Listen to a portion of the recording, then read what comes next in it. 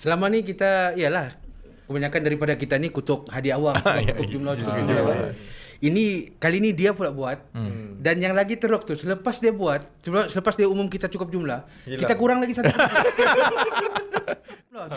Ada satu lagi ni saya. Dia bagi tahu sekarang berbentuk pengarah operasi pilihan raya sedang berunding dengan Haji Ji untuk membentuk kerajaan. Kalau kita datang dengan 7-8 kerusi atau 10 kerusi boleh lah.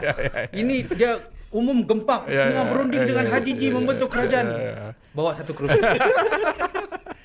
Tapi masa diumumkan tu pun awal lagi sebenarnya. Awal antara paling awal buat pengumuman. Tapi cuma Wabi, kenapa SUA yang umumkan? Itu pun tak pernah berlaku tapi yalah. Tapi pun dia kita tahulah. Tapi orang luar tak tahu. Orang luar tidak tahu. Kita tahulah kan. Orang luar tak tahu. Saya ingat dia lah Wabi Fuziah ni ada satu kelebihan. Dia mesti berada dalam limelight kan. Jadi